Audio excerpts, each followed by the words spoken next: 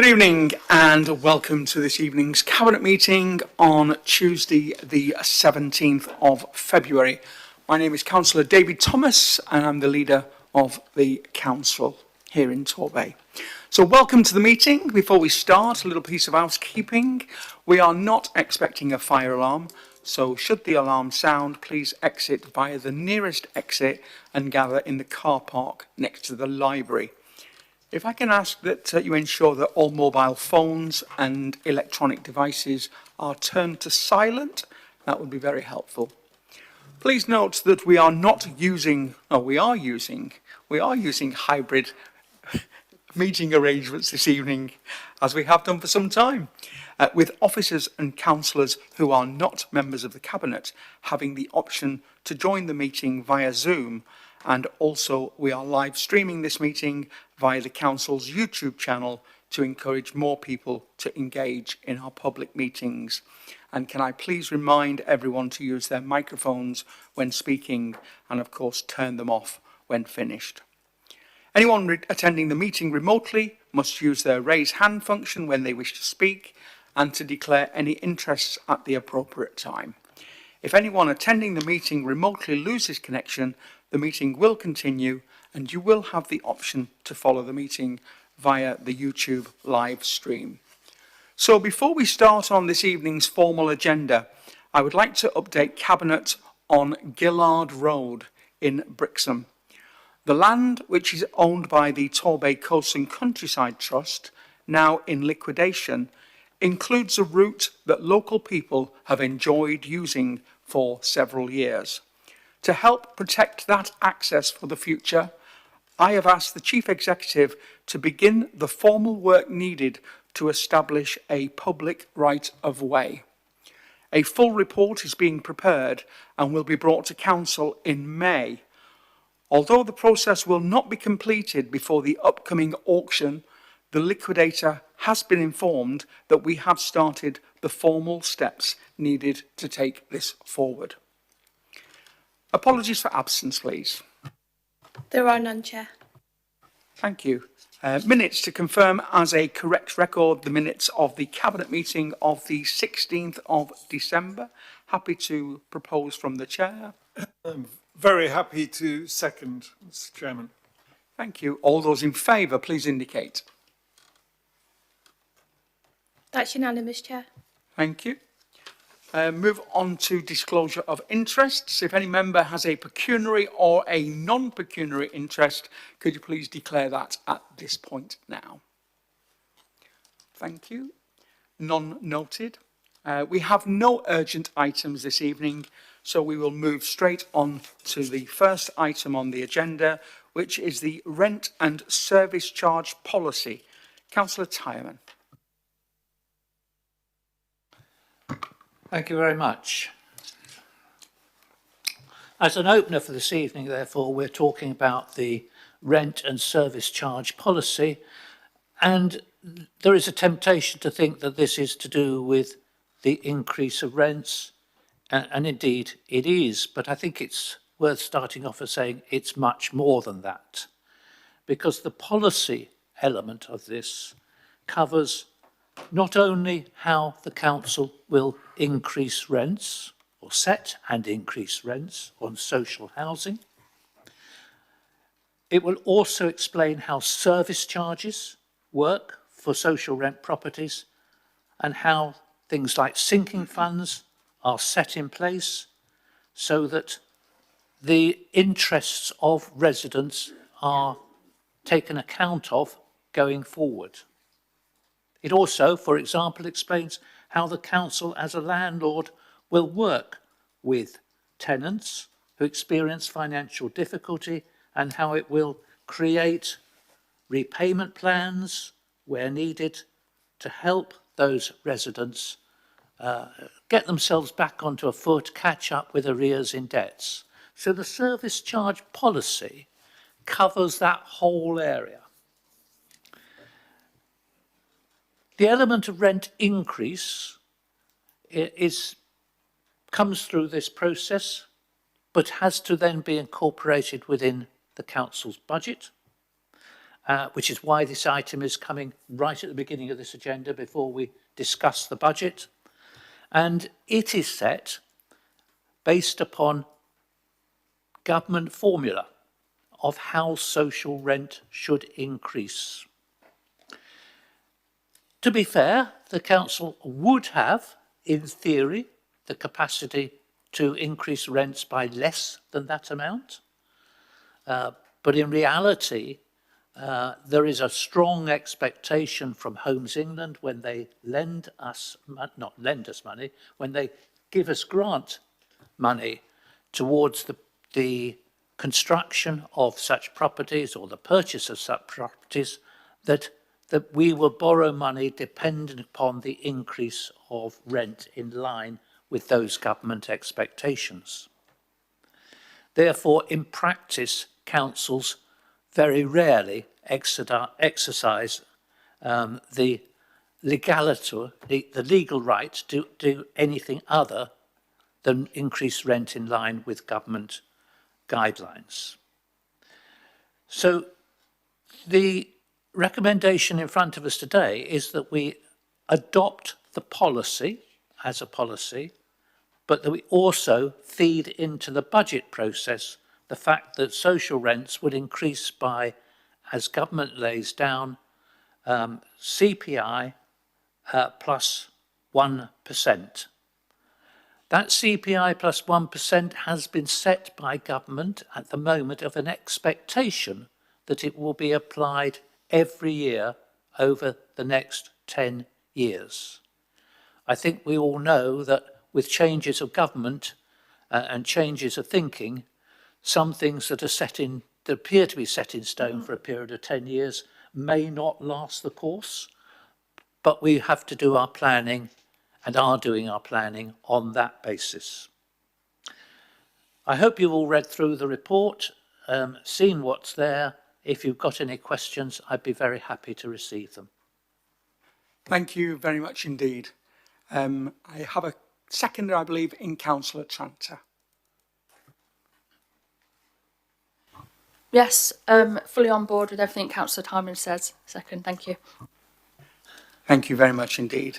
So I'm going to move to Cabinet members for any comments or any questions, and also move outside of the table for any questions or comments from within the room or within the virtual room.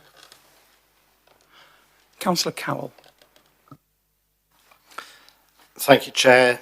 Given this as part of my shadow portfolio, I welcome it. It's a technical document that is necessary, and it provides the transparency required not just to the tenants but also to staff and officers, and it's obviously it complies with all necessary regulation as well within the framework.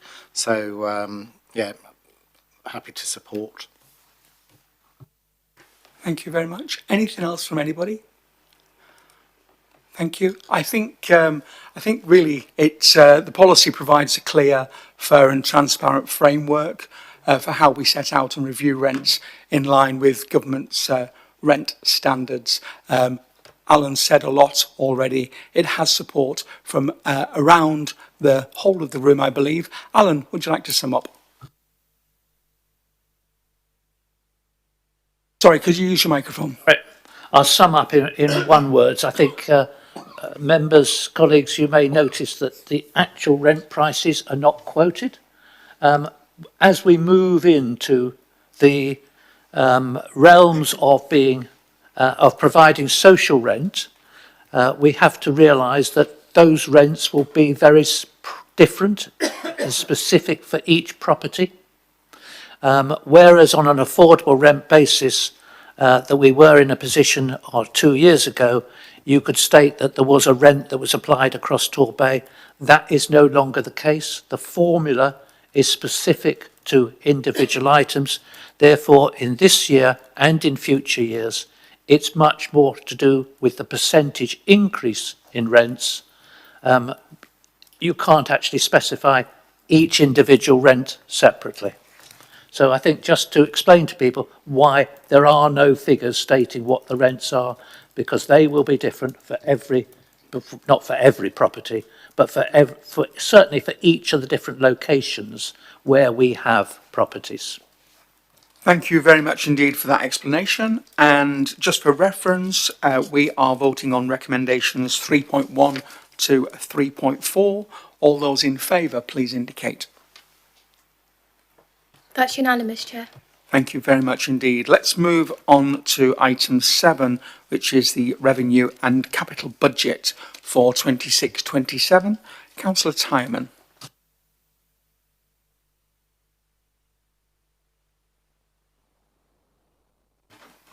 Thank you. Right. The main item in terms of the importance for the council that we'll be discussing tonight, or probably one of the main items, is the budget. But the budget will be discussed at council in 2 weeks' time, or is it a week's time? A week and a bit's time. Therefore, I think I will keep my introduction to things brief this year. I think that this year has been very different in terms of budget setting, particularly because it's the first time for many years when we've had from government a 3-year settlement. For as long as I can remember, settlements have been for 1 year, and it's been very difficult to look beyond that 1 year in setting a budget. This year has been fundamentally different. And I think that's important because I don't believe you can consider the budget that we are proposing without looking at the context of where this council will be going forward in the following 2 years. If we hadn't got that information in the following 2 years, I think that some of what we would be proposing now could look significantly different.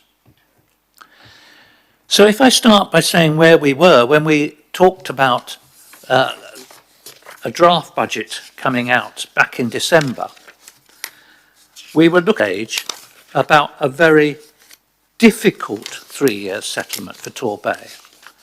A settlement that was based upon the government's fair funding review seemed, and still does seem to me, quite unfair as regards the fact that Torbay, an area which is amongst the most deprived in the country, certainly the most deprived in the southwest of England, has got a poorer forward settlement than almost anywhere else. We were looking at a situation in December where there was no difficulty setting a budget for the coming year, but where years 2 and 3 were quite frankly looking horrendous.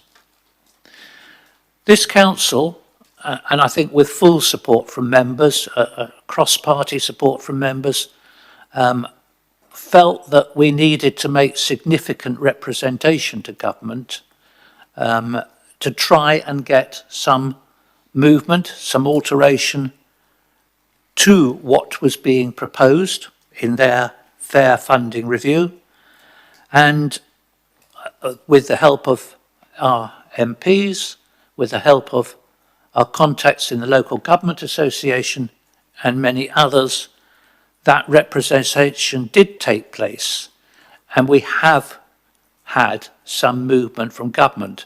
Now, I think it would always be very difficult to explain and justify, that the changes we've seen in the settlement have been solely as a result of our representation, but I'm fairly certain we would not be in the position we are today if those representations had not been made. So where are we now, looking forward? Well, compared with December, we're looking at a significantly improved, but still very difficult future for Torbay Council funding. If I go back again to December, I think it worth noting that government's expectations of years 2 and 3 of the fair funding review were that Torbay's core spending power would be virtually unchanged. That's after the government's expected us to take a near 5% increase in council tax, but it expected the funding from central government to decrease by pretty well the same amount as we were gaining through increasing council tax. That's the situation that we were looking at back in December. And I come back to the situation that this is what is deemed to be fair, and I don't think that's fair on a deprived community like Torbay. Where we are now is still a very difficult position looking forward, and I think the budget and the situation we have in front of us, where what appears to be some extra funding available in this coming year, which we could, as a council, decide to spend, I think we are finding it will be very, very prudent to put that money aside, or to invest that money in making the council more efficient and more able to cope with the reduction in core spending power for the following 2 years.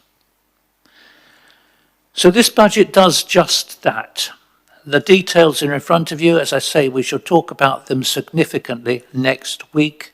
I therefore don't intend to go through in the detail of that budget today, but I do think it worth saying that this council, I think for quite a number of years under different administrations, has had a very prudent and sensible view to managing the finances for Torbay residents, and I think that we are all of a mind that we need to do the same going forward to make sure that we don't fall off a cliff in 18 months or 2 years' time.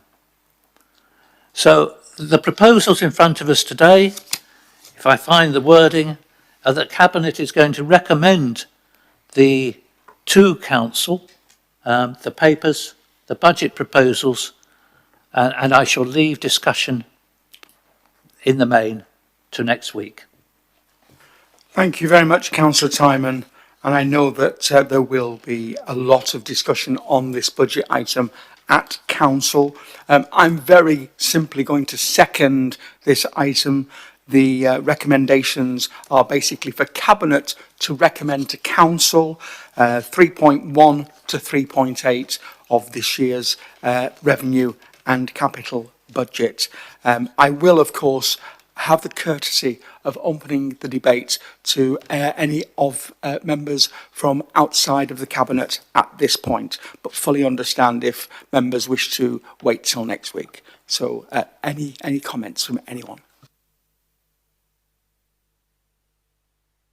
Okay, thank you, members. I fully understand that the lack of debate on this item this evening is not a lack of interest. There is huge interest in this, but understandably we have a whole meeting allocated to this next week, and therefore to take the vote on the recommendation, then we can discuss at Council next week.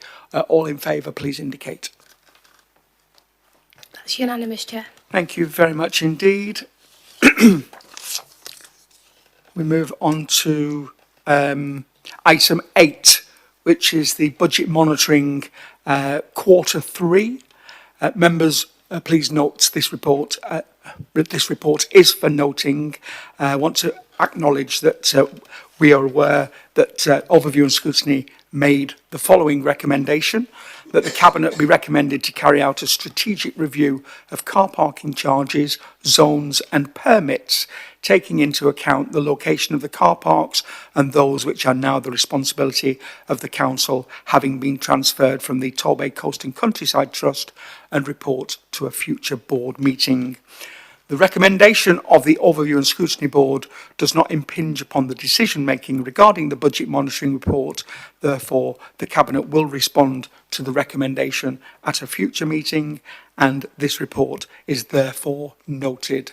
And I will move on to our next item, which is item 9, and the implementation of the Riviera beach standards. Councillor Billings. Thank you, Chair. Before I begin, I'd just like to draw colleagues' attentions, with your indulgence, to the wonderful work that Swissco have done on the car park in the Town Hall. We've invested a lot through Brighter Bay. We've done that in the residential areas. Colleagues will have seen on the car park, if they attended this meeting, some of the great work that's gradually being also done to our car parks. Thank you, Chair. Sorry for that indulgence. I wanted to address this item. What we have here is a very good new set of standards that is suitable for our unique physical geography of Torbay, but also provides much greater levels of assurance about water quality going forwards than the existing blue flag regime. Let me explain, first of all, why we're here and what's created the genesis to this. The detail in the report, which is covering pages 107 through to 105 that I'm going to refer to, is specifically on pages 119 and 125. Now, the reason why we're here is the interpretation of Condition 30 of Blue Flag. And I can quote from the actual criteria 30 itself, and it says that beaches that support multiple activities, and of course ours in Torbay do, must have management plans to prevent accidents and conflicts. Very sensible that is. It then goes on to say this must include zoning for swimmers, surfers, windsurfers and motorcraft. So to clarify, Chair, that's 4 separate zones. It then goes on a bit further on through criteria 30 to explain how powerboats and powered craft should operate at least 100 to 200 metres away from the swimming area. So what does that mean in practical terms? It means our beaches in Torbay must have 4 separate zones, and there must be somewhere between 100 to 200 metres distance between swimmers and motorcraft. Now, that strict interpretation of that criterion is not how, historically, Torbay and Keep Britain Tidy have worked together to achieve blue flags for the beaches in our area. That rather relaxed approach to the letter of the standard is something that Keep Britain Tidy are keen to ensure that all areas, whether they are Torbay or elsewhere, adhere to going forwards. What that practically means is for many of our beaches, were we to continue under a blue flag system, we would need to preclude users who have historically used the beach in a shared way with others. We would have to make choices about that. We would also need to start to put buoys in areas where historically we've not needed them, including in our seagrasses out of Torbay. And the amount of buoys in our area would be disproportionately higher than those in others, because the very fact of Torbay, with its gently sloping beaches, and means that there's a lot greater distance where there's potential for conflict between swimmers and motorboats. So the very thing that attracts many residents and visitors here is the very thing that makes strict compliance with these standards very challenging. Furthermore, in Torbay, we have a very high tidal range, and that means, again, the distance where buoys would have to be deployed to meet strict compliance with zoning would be challenging. There's a further impediment, because everything I've described thus far would be less than ideal to work with, but it would be practically possible. The more difficult challenge is the way our Torbay harbour is constituted. We are not able, as currently constituted, to issue a mariner's notice and preclude powerboats from certain areas. What we actually need would be to either amend the bylaws through working with the Secretary of State, or through a harbour revision order, which would take 3 years. So, as we currently speak, it would be extremely risky to ensure strict compliance with the Condition 30 standards of Blue Flag. That is the genesis as to why we're here and why, in consultation with many groups, Torbay Harbour Authority and the Council have put forward this very good news story that we have in terms of a fit-for-purpose licensing regime that fits our wonderful local geography. It identifies 3 criteria of beaches, those that are excellent, those that are highest performing beaches which offer outstanding quality in every area, that deliver an exceptional visitor experience for all visitor types. It identifies other quality beaches that shine through because of their unique character and their bespoke offerings. And these are the beaches that reflect the individuality and charm of our coast. And thirdly, it also reflects natural beaches which are appreciated because of their beautiful, unspoilt character where nature takes priority over facilities. That standards regime fits our local geography. And I'd like to return to where I started in relation to water quality. We are enhancing the assurance and the information we give to all of our residents and visitors through this new standard by a 100% improvement in the frequency of the testing regime. And so we will move to ensuring that there are, rather than 5 tests a year, there are 10 full tests a year to give this regular updating of information, which is backed up by independent testing standards, should they be relied on. We've worked extensively with the industry and other areas. We recognise that this is new, but it will allow Torbay's beaches to shine on the national stage. And so, members, I would commend this revised English Riviera Beach Standards proposal to the meeting. Thank you, Chair. Thank you very much indeed. I understand that Councillor Jackie Thomas will second this one. Thank you, Chair. So I'm pleased to second this proposal. Torbay's beaches sit at the heart of our identity, our economy, and our well-being. So what this report delivers is a framework designed specifically for Torbay, protecting our natural environment while maintaining the highest standards for everyone who enjoys our coastline. The English Riviera Beach Standards will strengthen water quality monitoring, improve cleanliness and accessibility, and enhance the overall visitor experience while safeguarding sensitive habitats such as seagrass meadows. Crucially, it keeps investment local and directing resources into practical improvements rather than costly and unsuitable infrastructure. For our residents, this means cleaner, safer, more welcoming beaches to enjoy all the year round. For visitors, it offers clarity, confidence, and a high-quality experience that reflects the true character of the English Riviera. This is something we can all take a pride in, and something really worth celebrating. This is not about lowering standards, but it is about raising them in a way that reflects our coastline, our communities, and our future ambitions. And for those reasons, I am very happy to second this. Thank you. Thank you very much indeed. I'm going to stay with the Cabinet for just a moment. I've got a list of members who wish to speak, but move across to Councillor Lewis first.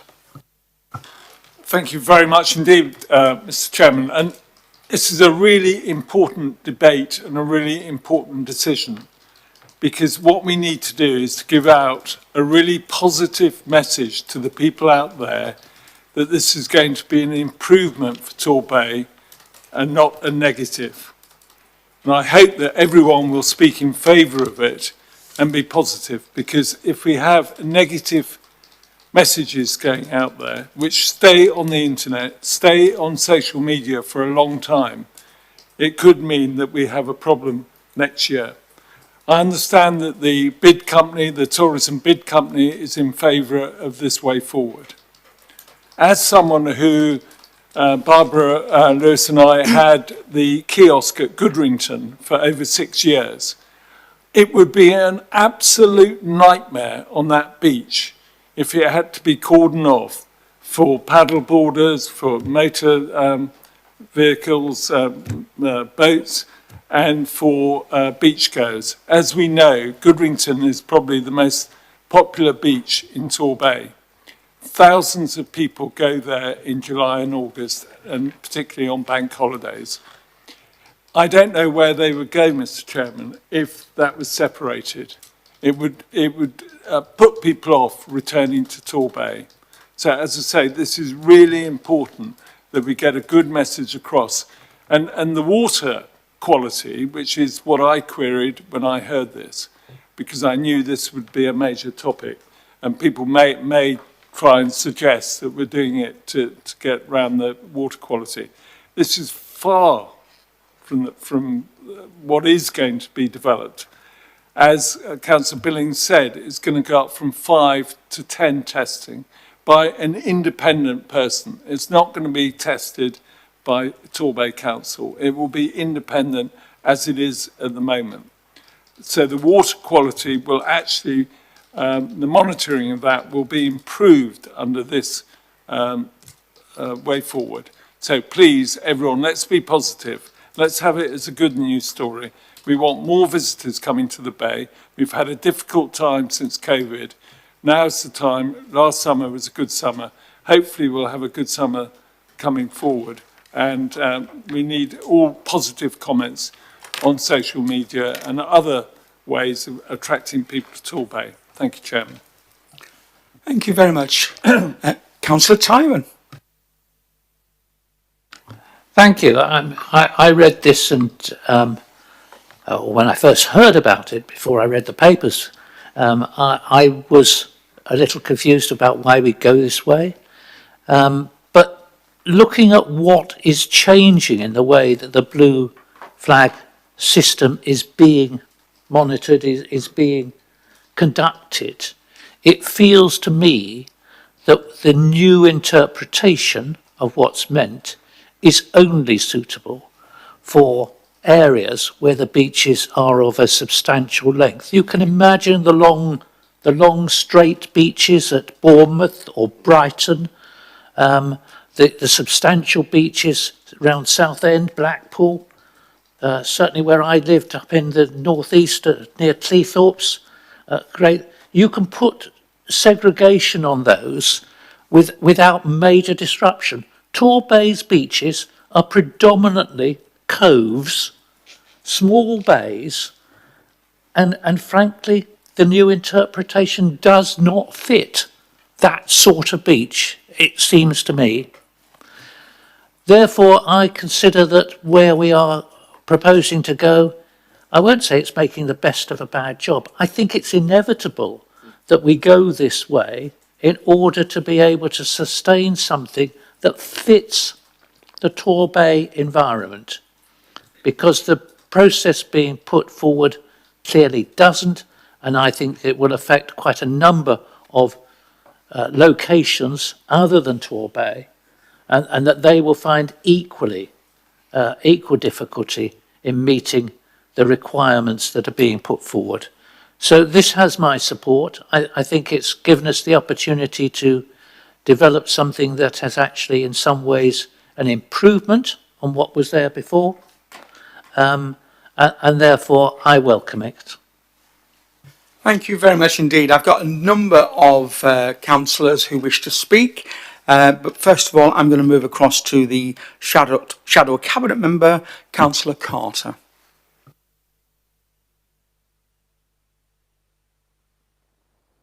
Thank you. Sorry. I'll get my mic to work then. I have a few concerns because this came a bit of a bolt out the blue, really. I'm surprised that the cabinet member whose portfolio this is didn't speak to me as shadow member before this and told me about it. I had no idea until last week. It was a complete surprise, and I'm a bit cross about that. The national blue flag is known by the whole country. That everybody knows about the blue flag. So when they're looking up holiday accommodation, they look it up with a criteria now, and blue flag is one of them. How will they know about a local one that we're doing? How will that get out and be advertised or publicised so that people know that we've got that? And also, how will they know what the standard is? Because do they know it's as good as blue flag? Do they know what it is, what it means?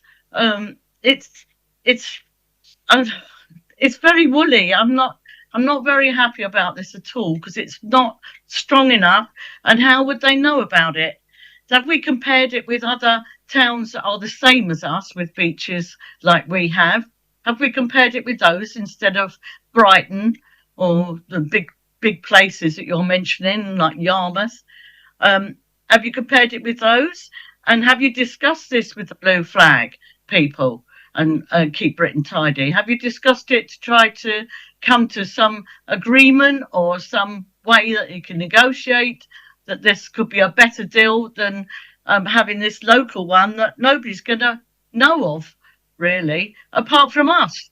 So I just don't, it worries me that we're going to lose trade through this.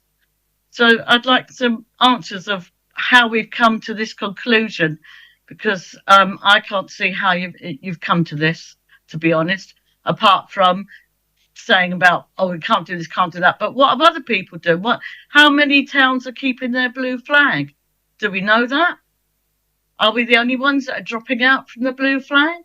I really have got no information. I would have really liked to have had the cabinet member to have discussed this with me before, especially as the shadow member for him. So, yeah, some answers, please. Thank you, Councillor Carter. I'm going to take all of the questions as we normally do, and then I will ask the portfolio holder to respond to pick them all up. Councillor Long. Thank you very much, Mr. Chairman. And this new policy will have severe implication for both Torbay's reputation and economy.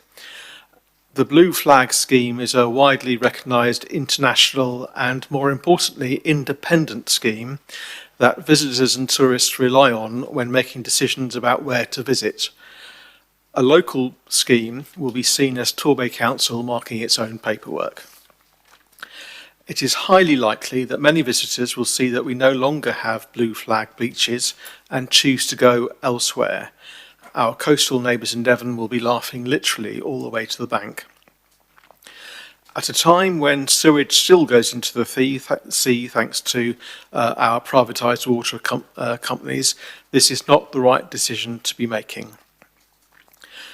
I spoke earlier this week to a former Torbay beach manager, many of whom colleagues in the Cabinet will know, and one of long-standing. When I spoke to him, he said that this move will be, and I quote, disastrous. Given that this new policy has not been through overview and scrutiny, like many councillors and residents, I have some questions. How have the Cabinet members for Pride in Place and Tourism consulted with the tourism industry and attraction providers locally on this, beyond simply having a conversation with the bid company? If the blue flag regime has proved increasingly difficult for this administration, how have you worked with other coastal resorts to lobby for changes? Has an impact assessment been done on the likely impact of this change on visitor numbers and therefore the tourism economy? This issue is yet another example of where the leaders' agreement is not working. The shadow cabinet member for Pride in Place, as we've heard, was not briefed by her opposite number.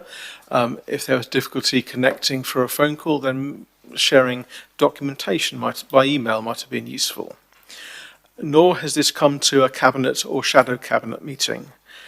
It was mentioned in passing at a meeting with myself and Councillor Cowell at a meeting that it was not agendaed for and there was no paperwork.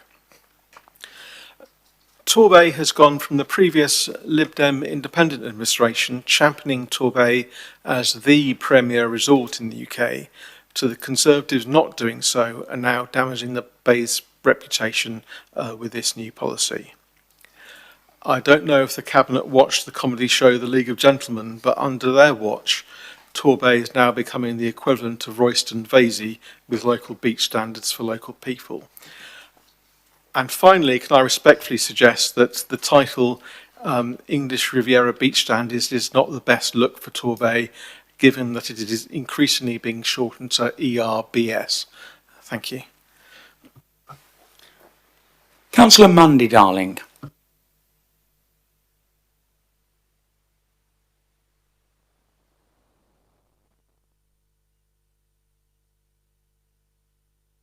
Mandy, you are still muted.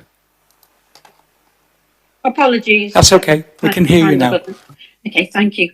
I've been looking up the Blue Flag Beach Awards, and it's a real proud thing when a beach gets an award. It's not just an award for the beach. It's a real asset for the community around that beach and the community in general. And I feel that if we take that away, that's not going to be a very positive thing. I also have real concerns that, as other members have said, when people are booking holidays, and I myself, if I'm going away for the Bay, I want to go to a beach, I'll look for a blue flag beach. And so I think that this will impact negatively on our tourist trade. But I think even more importantly than all that is I've had a number of representations from local sea swimming groups who use the sea for exercise and mental health support and everything. And they're telling me that they are concerned about this and it may be difficult for them to have the confidence to then use our bathing waters because they won't know what the standards are. Because at the end of the day, the blue flag system, the international blue flag system, is well known, is well respected. Our own system is not proven, it's not tried and tested, and therefore people won't know what it is. And it can be perceived that, as Councillor Longer said, we could be marking our own homework. And I think for our own residents and those people who want to come to the Bay, we should stick with an international and national system that is known worldwide. And I'm sure that if you spoke to Keep Britain Tidy, there would be some way of mitigating some of the requirements. There are lots of other places all over the country where there are small coves. And again, I wonder what we've done to discuss things with Keep Britain Tidy. Thank you. Thank you. Councillor Cowell. Thank you, Chair. And I think what's really frustrating about this whole thing, and it's listening to the Deputy Leader of the Council call for public clarion calls of unity, when this issue was first raised last summer, when we had bollards and cones and handwritten notes segregating the beaches to comply with the standard. Here we are, middle of February, and it's the first time that opposition members have had a chance to discuss this. It is a really important decision. I agree with Councillor Lewis on this. It's that important that we should have been discussing it through the proper due process of policy development. I actually feel like Councillor Long, we are actually abandoning the ambition to be the UK's premier resort, and we're actually selling tourism down the proverbial river. I also would echo Councillor Carter's calls for information about how we reached out to either Keep Britain Tidy, the Blue Flag, organisations themselves, and other neighbouring resorts. Because not every beach that has a blue flag, and I've been looking at some of those sites around the southwest, are long, sandy beaches. Some of them are quite small that have actually achieved blue flags. Are they considering withdrawing from this scheme? If this is such an onerous condition within the standards to achieve a blue flag, have we discussed with our other resorts the possibility of launching an alternative scheme that is more appropriate and manageable within the financial constraints that we have to operate? Because that's what it boils down to, is the ability, as much of the geographical limitations of some of our beaches, it's the financial ability to implement them. It's been said about marking our own homework, and it's not a good look. Our standards regime that's been referred to by the Cabinet member could have actually been in addition to the blue flag, to actually continue to upmarket and upsell the fantastic beaches we have around our coast. So I regret that we are in this position of having to publicly oppose the recommendation before you tonight. And yes, I know that the ER bid company was consulted. Who did they consult? Or did they just consult their own internal office? Did they reach out to the members of the ER bid? How did they consult with Torbay Council as one of the key ER bid payers? Thank you, Chair. Thank you very much indeed. I just actually pulled up here the blue flag beaches just to see where our closest one is, because obviously that's the work that Councillor Cowell said he'd done. I thought, well, we'll just see where the nearest one is and how large or how small that is, if it's a cove. So the nearest one to us is going down the coast is Blackpool Sands, which we know the size of that.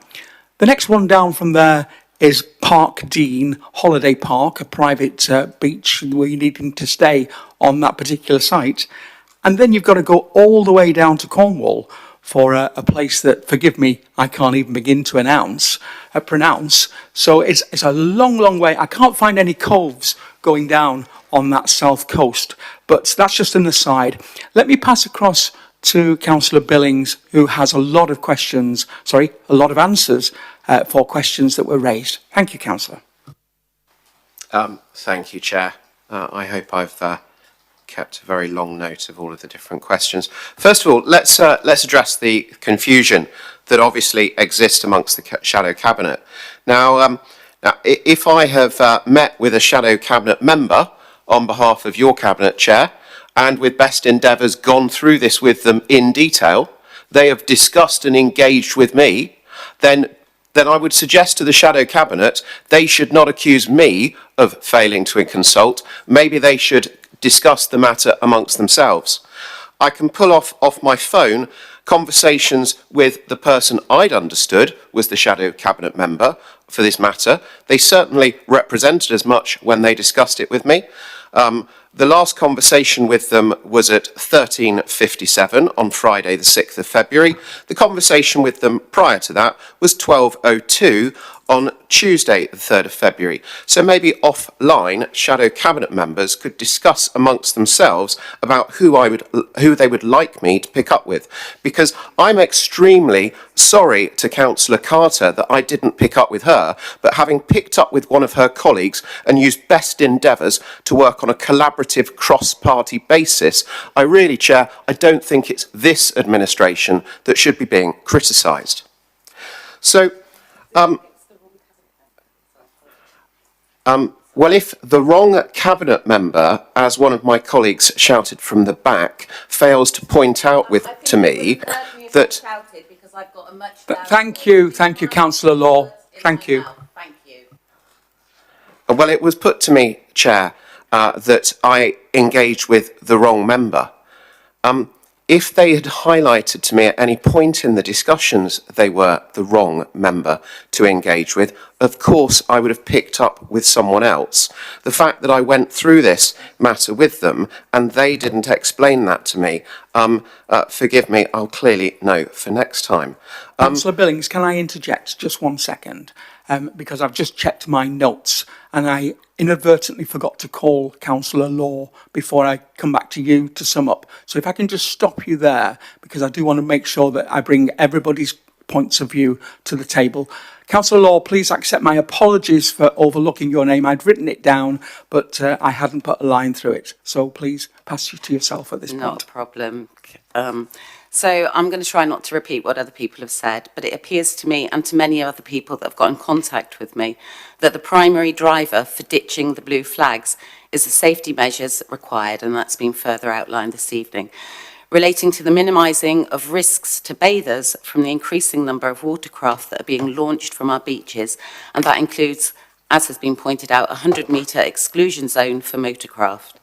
Many years ago, there used to be an exclusion zone for motorcraft after a couple of accidents with swimmers and propellers in Paynton. So we've done it before, but this no longer seems to be something that's possible to do.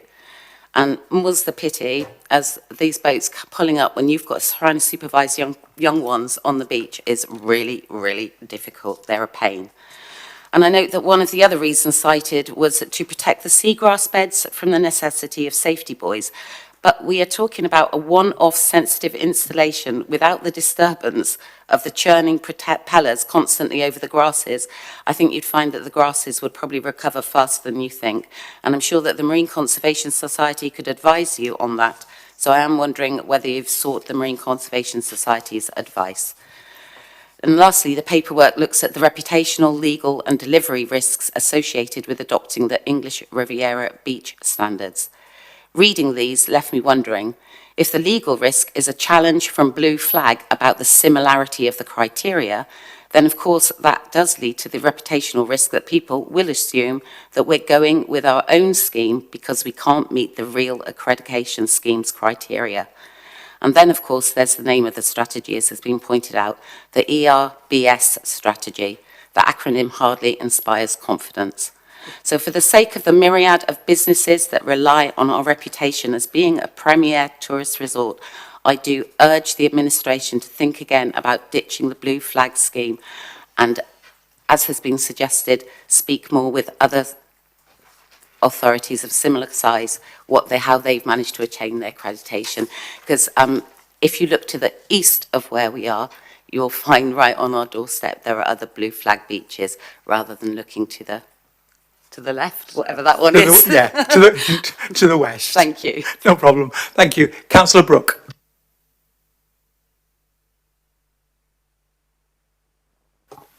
Thank you, Chair. I think probably I'm one of the best people in position to actually speak on this matter, having had a tourism business for 19 years, and which relied on advertising. And I certainly am a massive fan, and have been, of the Blue Flag regime over the years that have gone by.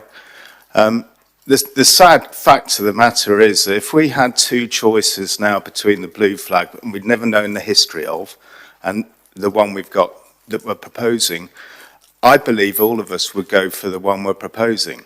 Unfortunately, because of the way in which the interpretation of the Blue Flag has now been given, it came last year, which was a shock to us all. I actually emailed Councillor Billings when I knew about this and said we must keep the Blue Flag at all possible costs because it will affect our reputation, etc., etc. And then I found out because of their hard and fast way of interpreting condition number 30, of which there are 32 conditions for Blue Flag, we just couldn't fulfil it. And that left me thinking, well, how are we going to actually market then the English Riviera?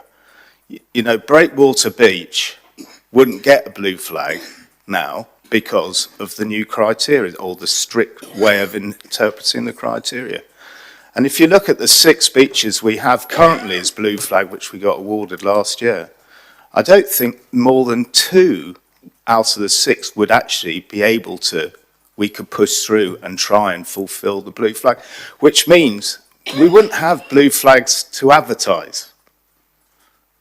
So, you know, you're looking at the hard and fast. We've got 22 beaches actually on the coastline of Torbay. Only 6 of them were judged Blue Flag because of the criteria. We would end up with maybe only 2. But what about all our other glorious beaches? 13 of our beaches have been awarded the excellent quality of water, the top grade of water quality. 13 out of 14, that's 92%.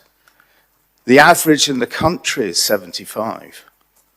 Actually, Torbay, the English Riviera, is the #1 resort in the whole of the UK for its quality water already.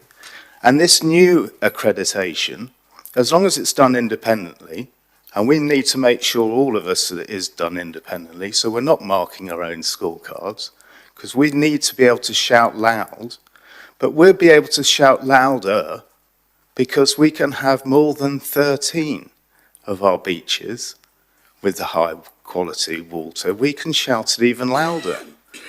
The other thing is that residents, I mean, visitors, tourism is a massive economy for us, £500 million revenue generator, 12,000 plus full-time.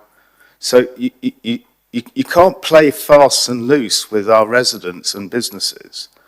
So this new scheme has the potential to actually enable us to market our area better and attract more people to come.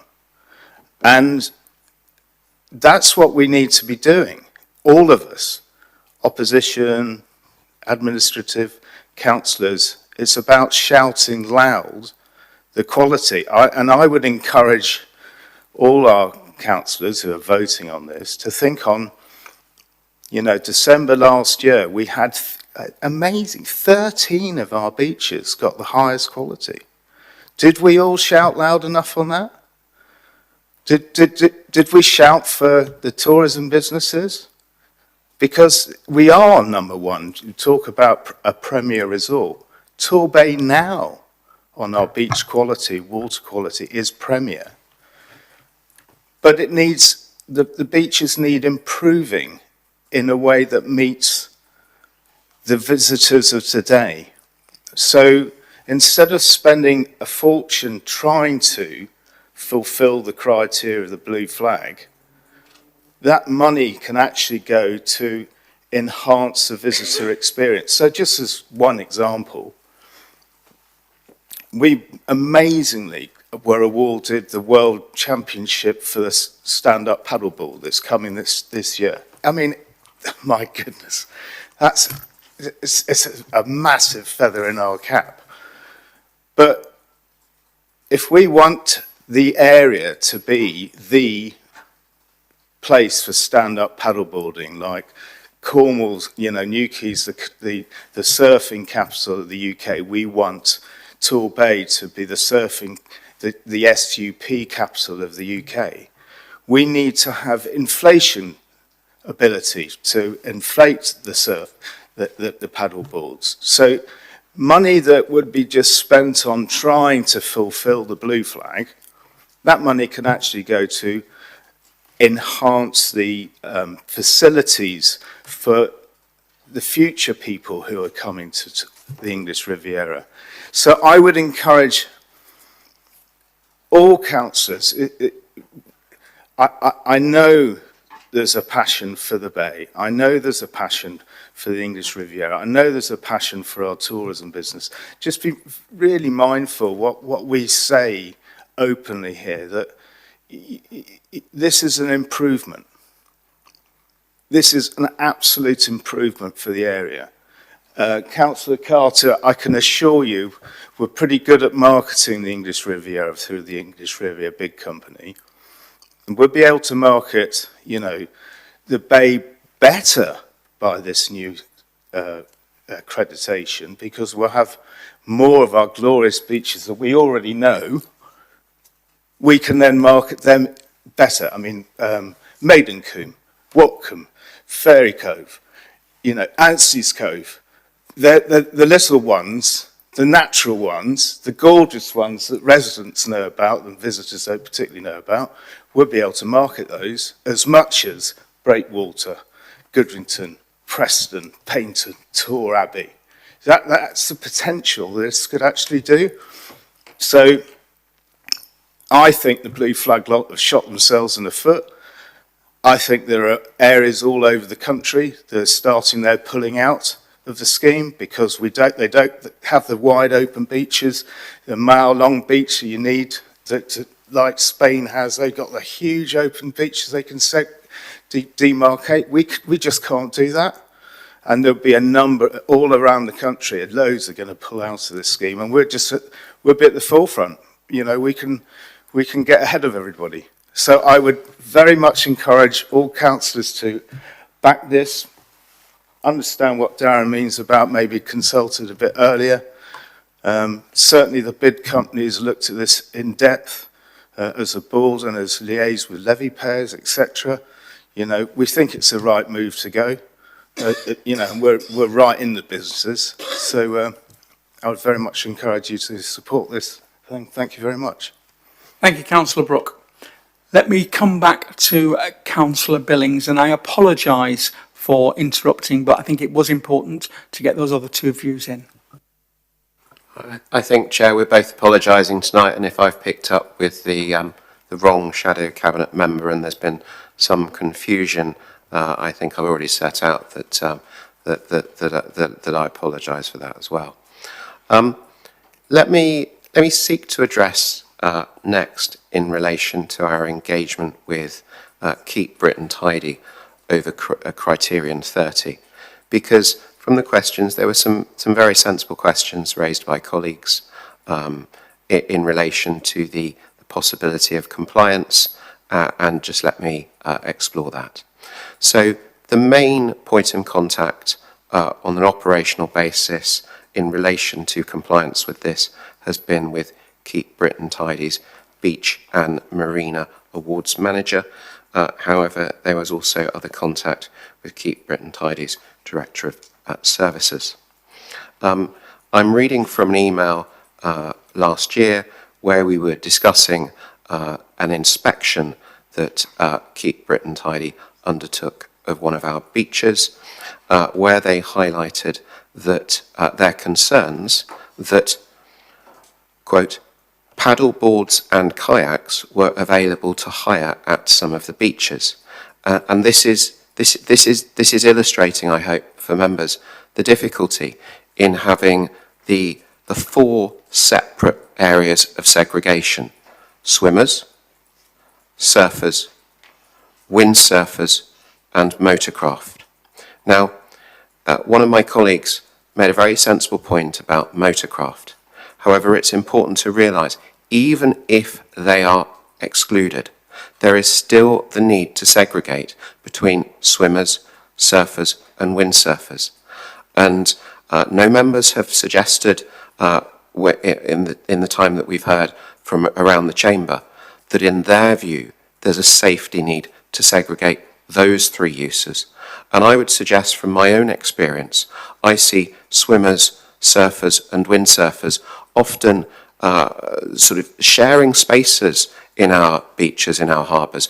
I'm not talking about the experienced windsurfers that go a long way out across Torbay from Hope's Nose to Berry Head faster than a powerboat. I'm talking about the learner windsurfer who's probably a young person who's learning how to do it, who wants to do that in the shallows, seeking to have a separate dedicated area simply for them alongside surfers and keeping them set from swimmers. I think that fits the physical geography more of some of the long sandy beaches we've discussed earlier in the meeting, not the little coves that we have in Torbay. And again, because of the fact our beaches have a very shallow gradient, a characteristic that attracts many people here, and they also have a high tidal range, the extent of the interference with any seagrass from any moorings and buoys, and the extent that the buoy system would need to go out into the water is much greater than in many other areas. These were all things that we discussed at length in the process with Keep Britain Tidy.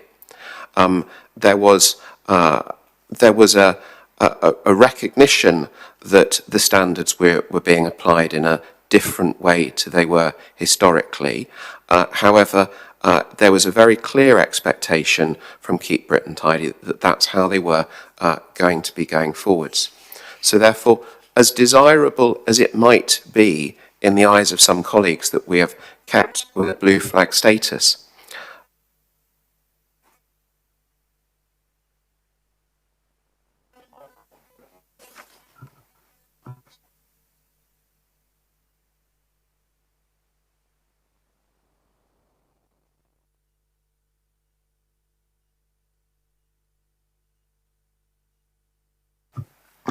Nothing that we have heard earlier in the meeting.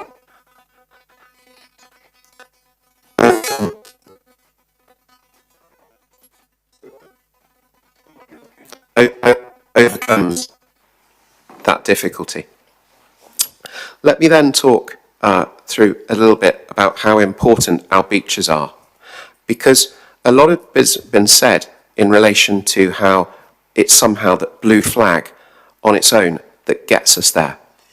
I would have suggested seeing the visitor survey carried out by ERBID that has consistently seen our beach quality highlighted as one of the principal reasons for satisfaction of visitors over many years, indicates a high level of competence of our beach management and operational standing that goes well beyond simply the blue flag designation. Blue flag designation applies to a limited number of beaches. That is not consistent with why tourists as a whole consistently report it is our beach offer that is a primary visitor satisfaction driver. In relation to all of the above, I highlight again what I described to the meeting, that to continue with the blue flag system would require amending of the bylaws and engagement with the Secretary of State, or a harbour revision order taking 3 years. Colleagues are entirely right that other areas may have systems of control and compliance in their harbour authorities which are more nimble and have been set up differently. These are the ones we have in our area. We're working with the systems that are in place historically that were put in place a long time ago by councils many years ago, before any of us were in this chamber were here. It's those that we have got to make work with this system. It may be that other areas can use a simple mariner's notice to exclude boats. That doesn't work for Torbay in our system. So, Chair, I'd really like to return. This system provides a 100% improvement in the assurance or the information of water quality. We know our visitors think that water quality is one of the most essential characteristics. We know that this system allows us to give information assurance about a much greater number of beaches than could ever have complied with the blue flag system. If we're explaining our beach offer to tourists and potential visitors, having an ability to tell them something important with a fixed criterion about other spaces around Torbay, that is equally important. That is something we haven't heard in relation to criticisms today. So I would really commend this. Yes, it's something new. Yes, collaboratively, members on all sides have got to do their part when this decision is taken to continue to sell Torbay. We have a wonderful destination here, and there's a time at which point the decision is made and we need to collectively all pull together to sell our area, and that's what I hope members around the chamber will be able to do, because I would have loved to have introduced our new system alongside the existing blue flag system to bed it down over a period of years. That would have been the process that any sensible council would have taken if they could have collaboratively and collectively run the two processes in tandem for a while to continue the baton of assurance from one system to t'other. But that option, as good as it's suggested, and I do take that point from Councillor Cow, that option's not there. And what we've got is a really good new system that I hope that visitors will rely on going forwards. Thank you, Chair. Thank you very much indeed. Councillor Bye, you've been very patient. Well, no, I've been fascinated, and I think Councillor Billings has said it all. So just very, very briefly, I think the key thing for me is to make sure that the water testing regime has credibility. That is what I think most people look at. And if we're going to double the number of inspections for the water quality at our beaches, that I think is a step forward. It's interesting reading the background to all this. I hadn't realised that the blue flag is a relatively recent innovation. So it's only from the late 1980s. I'm old enough to remember our beaches when you couldn't see the sand because there were so many visitors, packed on our beaches back in the 60s and the 70s when I was growing up. I didn't appreciate we didn't have the blue flags at that time. And there are places, as we've heard already, in Cornwall, the majority of the beaches in Cornwall and the South Hams, both of which are hugely successful tourism areas, the majority of the beaches there don't have blue flags. So I think to some extent it is a bit of a red herring. The important thing is to stress that we aren't taking anything away. All the facilities that visitors and residents appreciate at our beaches will stay there, and there will be more water testing for quality. So I think that's the confidence that we've got to spread. Thank you. Thank you very much indeed. And just before I move to the vote on this, just to echo what Councillor By said, we are taking nothing away. However, what the report states is we are actually looking to put more facilities on our beaches, talking about developing a programme to transform into vibrant destinations, introducing facilities such as inflation stations, saunas, ice baths, family-friendly lifeguard training sessions and centres for children to help build strong community hubs.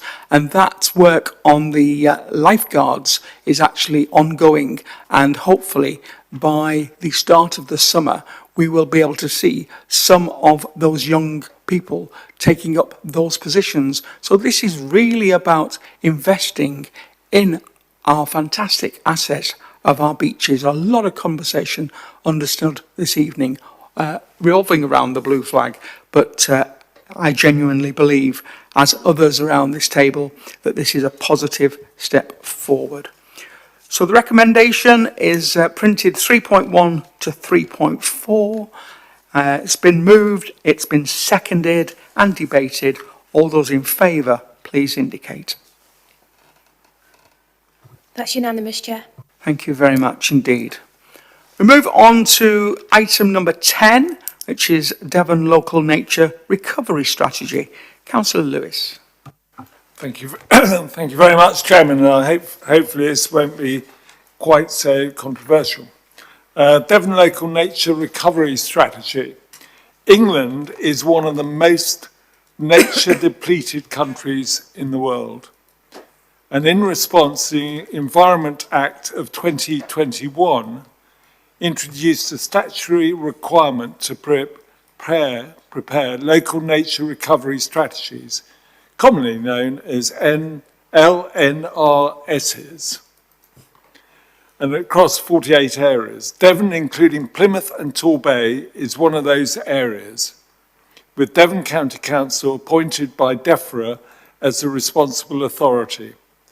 So this sees the County of Devon working together, both the rural and the urban areas. Devon as a whole probably has a greater diversity of habitats and species than any other county in Britain.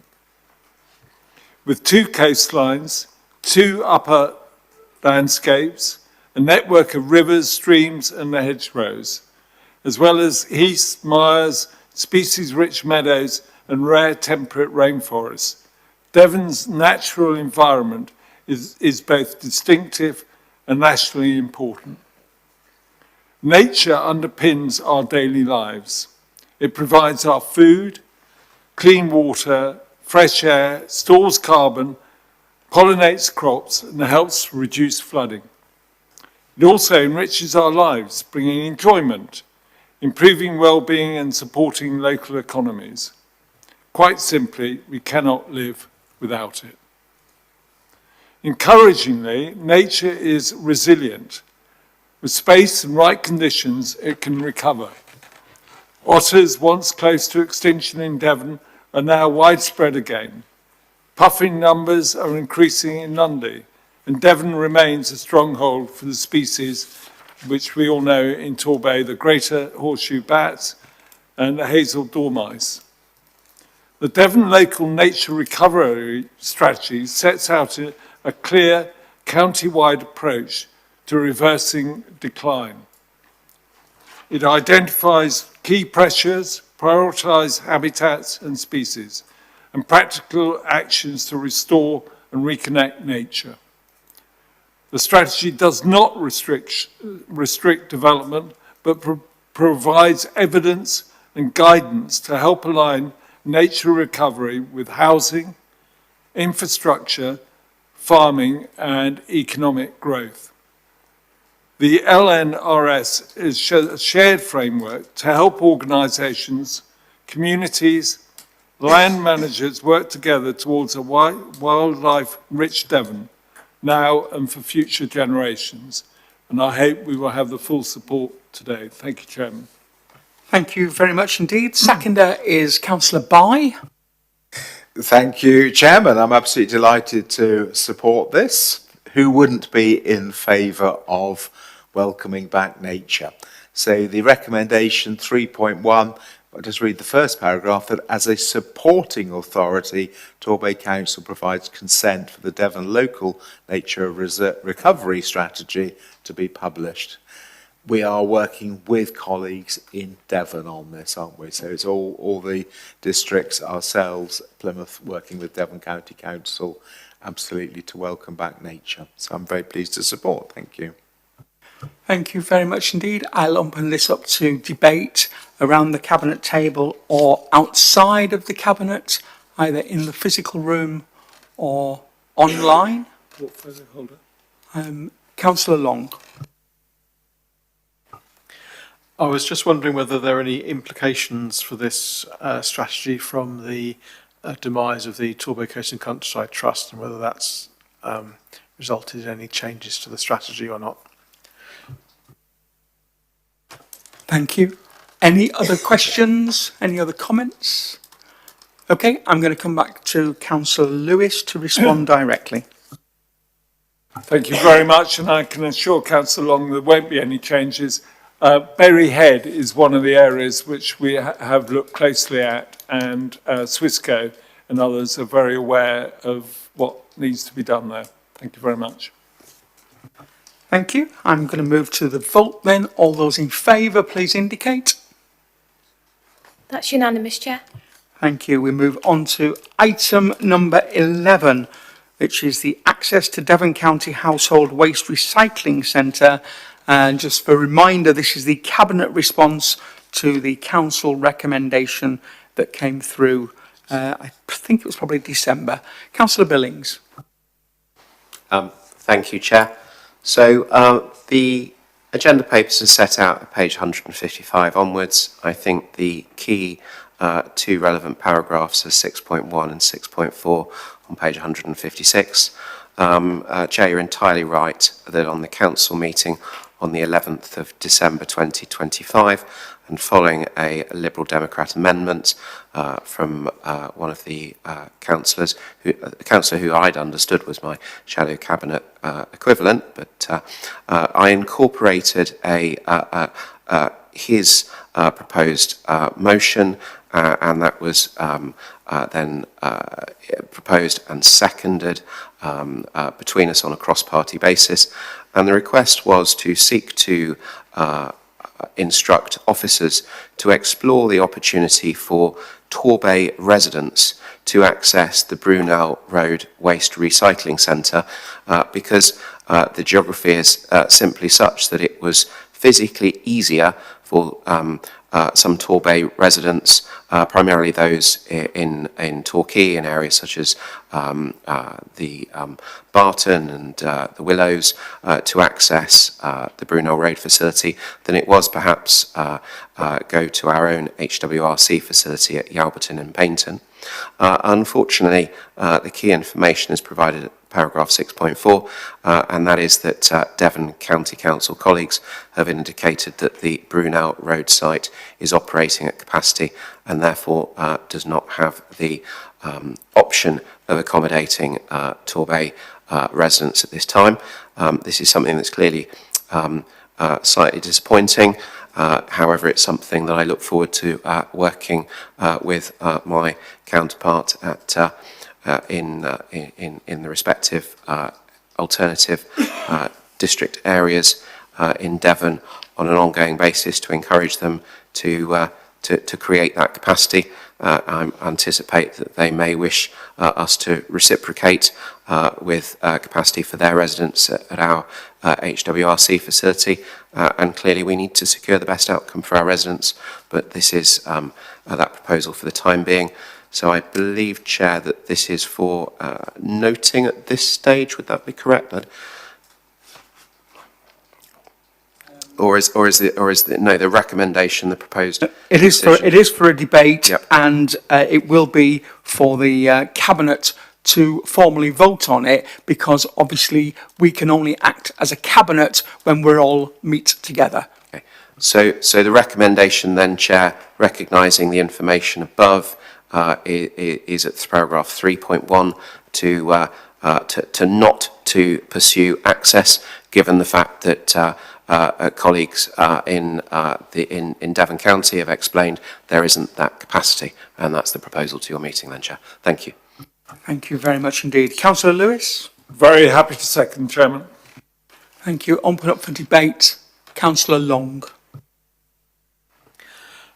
Thank you, Mr. Chairman. Just to say that this will be obviously disappointing for those residents in Barson, Watcombe and perhaps Shippey as well, who might have wanted to utilise that site. My one question is just whether the inquiries were purely at an officer level, or whether there was any conversations on a sort of political level, because I could have been helpful in trying to articulate and put pressure on a political level as well when the negotiations were happening. Thank you. Thank you. Councillor Billings? Thanks, Chair.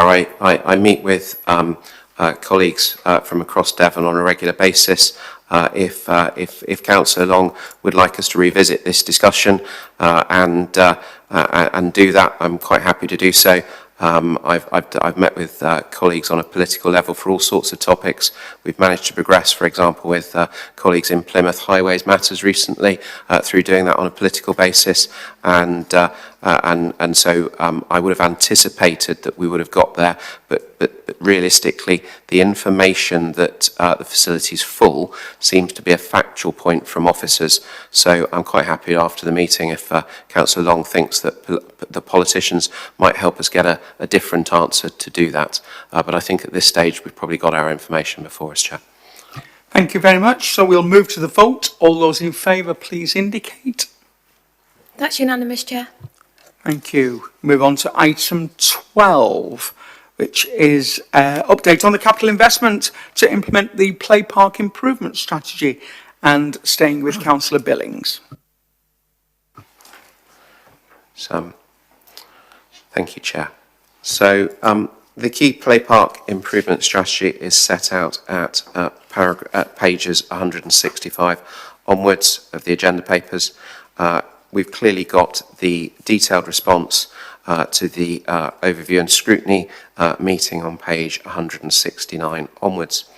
And what we have here is the starting of a process whereby, through the fantastic investment that this administration is bringing forward, the £500,000 investment in our children's play areas, we are reducing risk and liabilities by ensuring that the equipment is fit for purpose. We're replacing missing equipment, and we're providing in the areas much better sets of play equipment. We've had that engagement with councillors from right across the chamber in their respective wards. We've had the engagement with other groups as we've set out, and those have enabled us through with Swissco colleagues to bring forward risk matrices to understand the types of equipment. And what we've got going forwards and this is perhaps the more exciting bit, is now the opportunity in due course to introduce master plans for our major play areas, and these will be the oven-ready proposals to really engage more with local areas and all the young people in those areas to ensure that there's a further opportunity to expand on that £500,000 investment to bring forward all of the external funding opportunities, such as the funding that government's announced recently in children's play areas, the Heritage Lottery Fund, and all of those different areas where there's the opportunity to do that. We've got the detailed responses to all of the different recommendations. I hope those address to the satisfaction of Overview and Scrutiny members the relevant sensible recommendations they made, and would look forward to further unpacking those after the meeting on a collaborative cross-party basis should there be thoughts that further information would be of assistance. Thank you, Chair. Thank you. Looking to Councillor Boyd to second. Thank you, Mr. Chairman. You say to second, it's really to support these responses, isn't it? Is there a formal recommendation for the Cabinet this evening, or are we simply supporting the responses that have been put in front of members? Anyway. My understanding, and I will be happy to take clarification on this outside of the meeting, but my understanding that we can only operate as a cabinet when we're actually seated as a... I tell you what, rather than me guess this, can we go over to some legal direction on this, please? We don't very often invite you to the meeting, but I'm glad you're here. Members, I can confirm absolutely, Chairman, that you're correct. Cabinets can only exercise their powers once they are operating together as Cabinet, and there are formal recommendations on page 166 of the pack for Cabinet to propose, second and then vote upon this evening. Thank you very much. So I think as I was where I was, I'll ask Councillor Boyd to second. I'm so pleased I raised that. And thank you so much for your clarification. So what I feel I'm supporting is the Cabinet responses that are listed in page 169 onwards, and the formality of the meeting doesn't take away my pleasure that we are investing at last the start of putting right years of neglect in our playgrounds and play parks across the bay. We are investing, to begin with, £500,000, and in response to these various recommendations, we've got the absolute assurance that particularly children and young people are being involved, and that consultation is taking place with adjacent schools. And I know that from my ward. Very, very pleased indeed that the proposal for an improvement at Stoodley Knoll is going to get the input from the children in the schools in the ward. So very, very good news that you're going out and listening to the voice of children and young people. To me, it's all about Torbay becoming a more child and family-friendly place, and investing in our play parks seems like a very good step in that direction. So to thank Overview and Scrutiny for the recommendations that they have made and the time they've spent considering this project. Absolutely, councillors who met with colleagues from Swissco last summer, drawing up the initial proposals for particular playgrounds. And I'm very pleased to support the recommendations that are here this evening. Thank you indeed.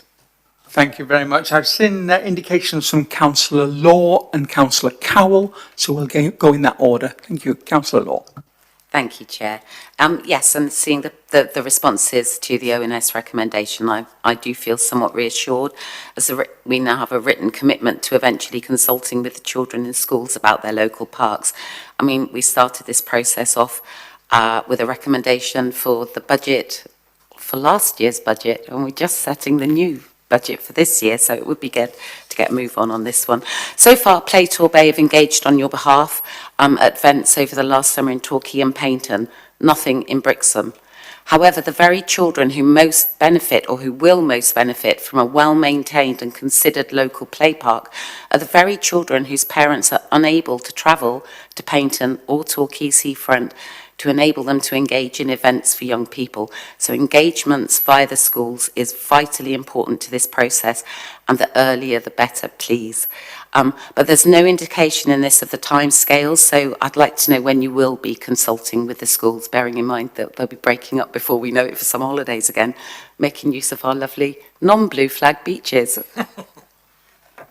Thank you very much. Councillor Cowell.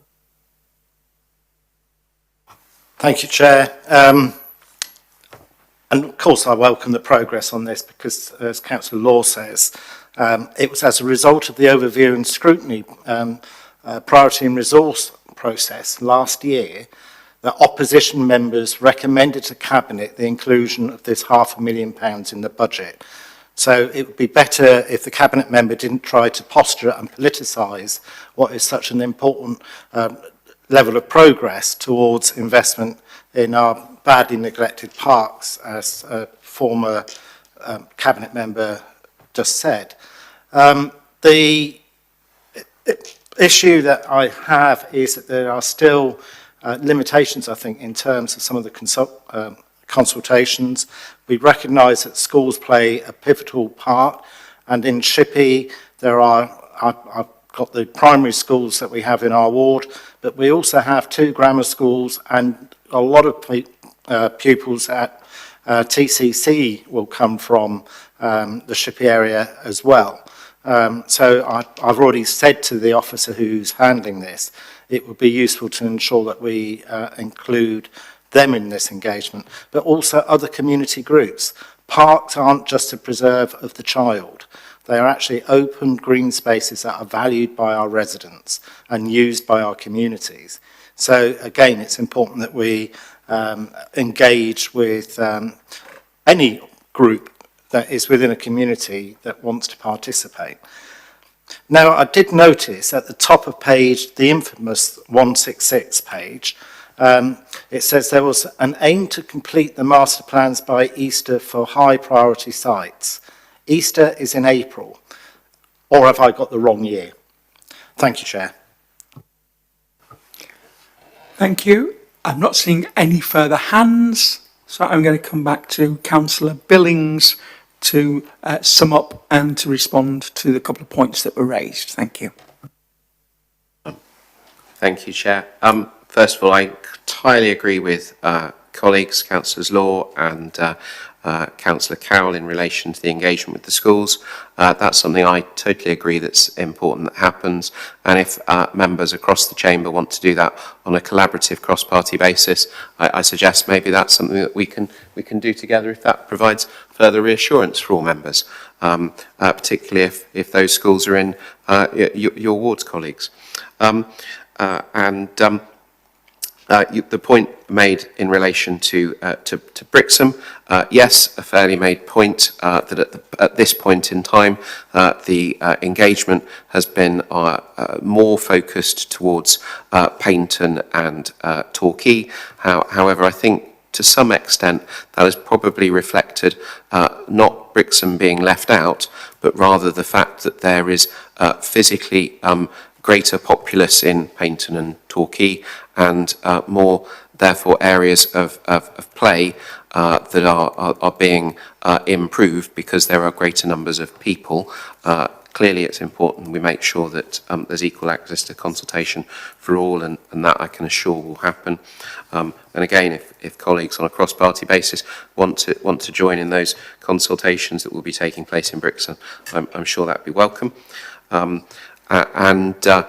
Then in relation to the response, paragraph 4 on, page 166 refers to the information that was provided to the meeting, and yes, that was the aim to provide the master plans by Easter for the high priority sites.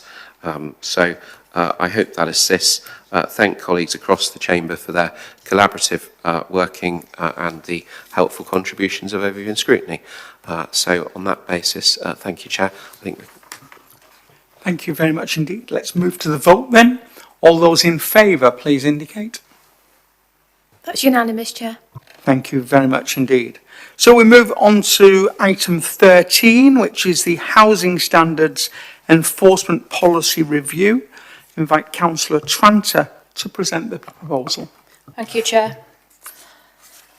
So we are seeking approval to make relevant amendments to our housing standards enforcement policy so that we are compliant with the recent local government Ombudsman direction and up to date with the current Live Renters Act 25. The Renters Act 25 provisions are structured over a specific timeline, and this enforcement policy is a working document, so it needs to be relevant at any given time and amended every time new provision goes live. We are therefore requesting delegated authority to the Director of Adults and Communities to make future updates as required.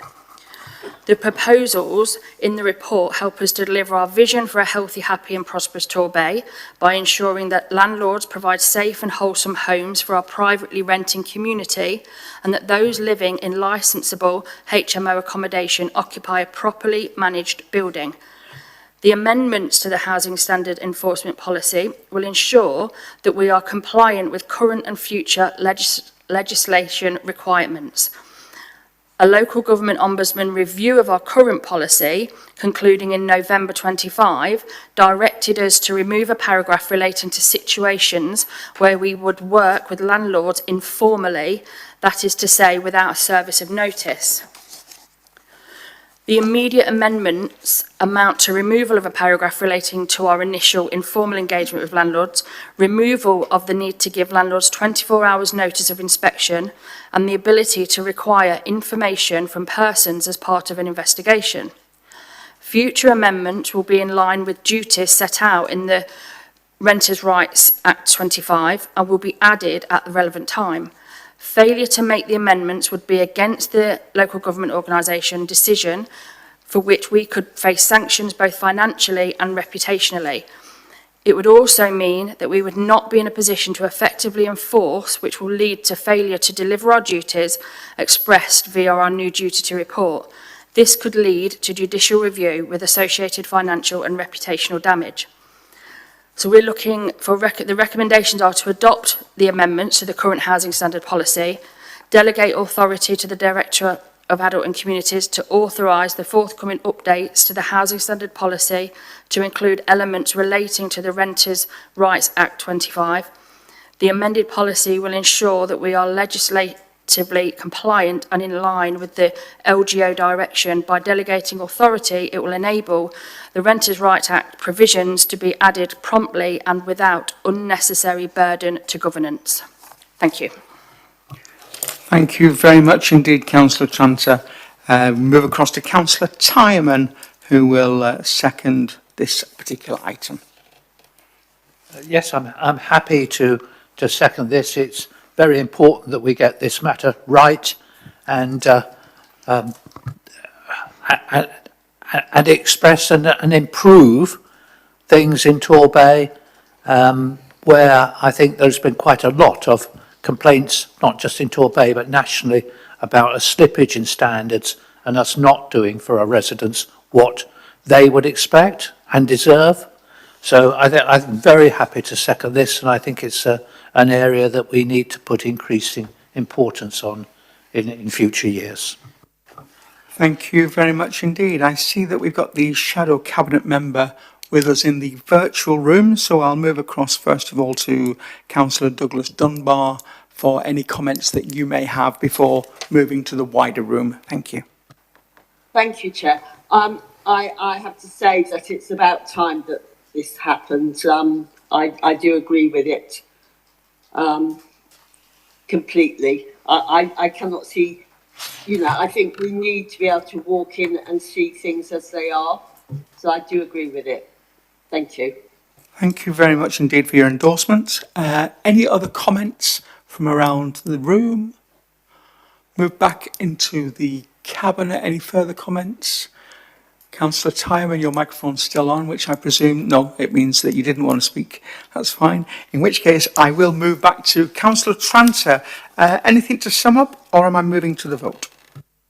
To the vote, please. Thank you very much indeed. So all those in favour, please indicate. That's unanimous, Chair.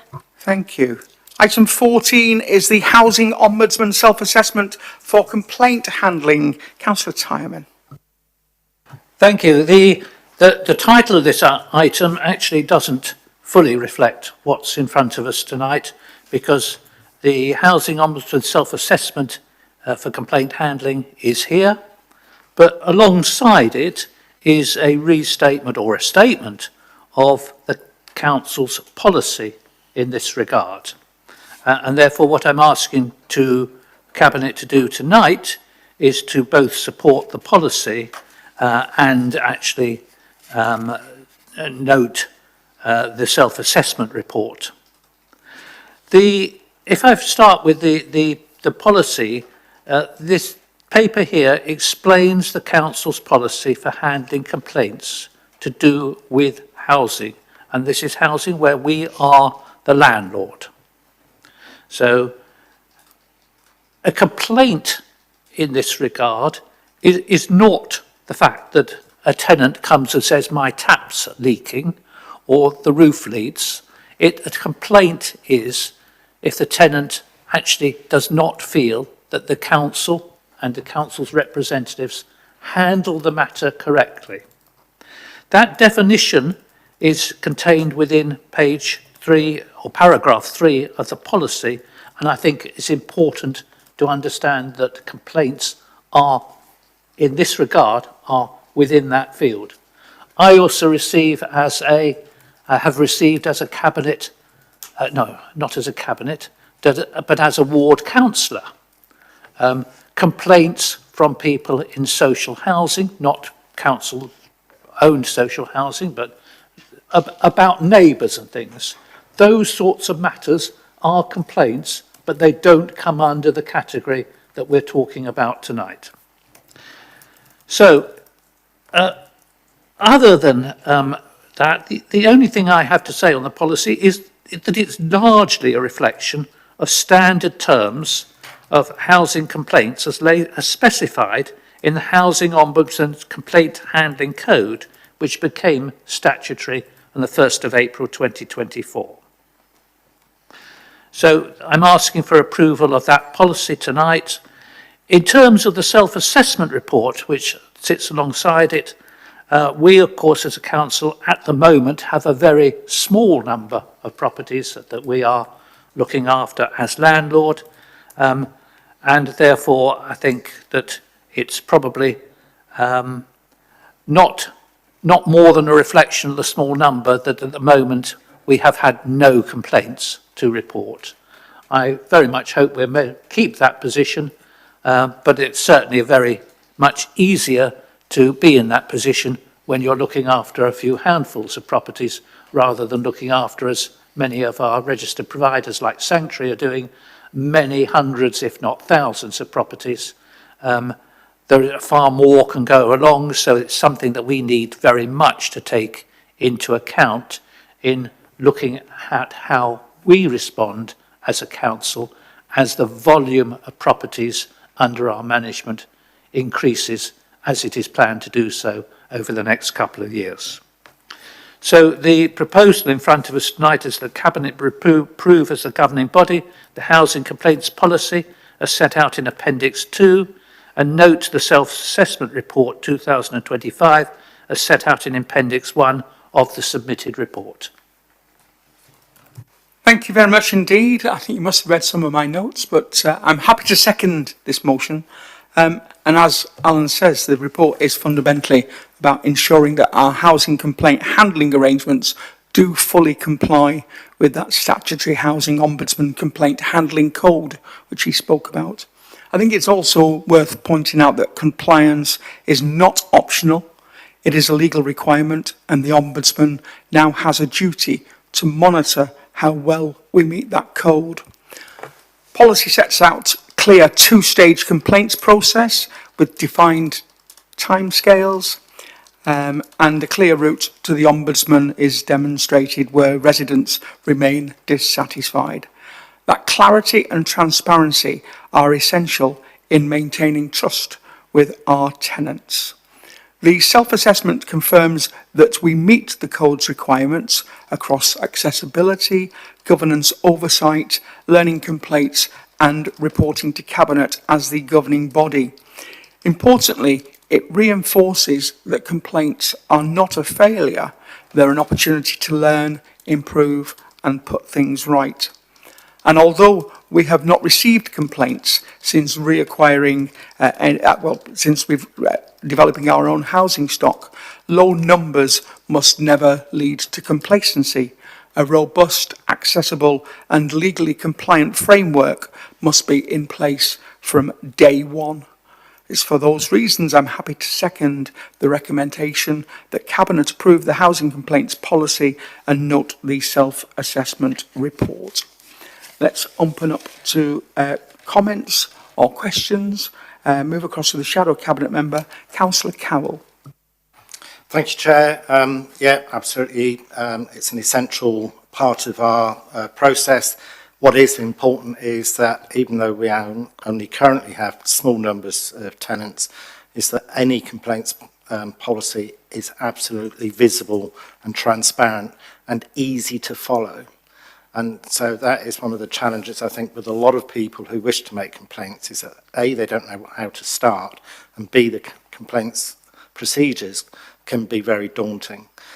Just one question to the portfolio holder, and it may be me, it wouldn't be unusual, but the version control on page 1 states that it's December 2024. Is that right? Or should it be 2025, including in the header? I believe it should be 20. I do believe it should be 2025. I picked that up only today, but our housing manager, Sam Irvin, not working today, and therefore I could not check it. But I believe you're right, and I will get that modified if indeed you and I are both correct in our assumption. Thank you. Thank you very much indeed for your observation. Any further comments? In which case, let's move back to Councillor Timon. Anything further to sum up, sir? No, I've just answered Councillor Cow. Thank you very much indeed. Move to the vote then, please. All those in favour, please indicate. That's unanimous, Chair. Thank you very much. Item 15, just for those of members watching online, 15 of 17, so 3 more items to go through. Item 15 then is Torbay Council Annual Pay Policy Statement and Review of Pensions Discretions. Councillor Tyman, a subject that you are very familiar with. Maybe we could have the abridged version this evening. Thank you. Yes, the publication of the annual salary statement is required under Section 38 of the Localism Act 2011. Cabinet's required to consider this statement, consider any changes and make recommendations to Council. This normally takes place, as it is this year in February, but colleagues will remember that Council considered and approved a mid-year change, a change in September, to reflect the policy to allow the introduction of shared cost AVCs.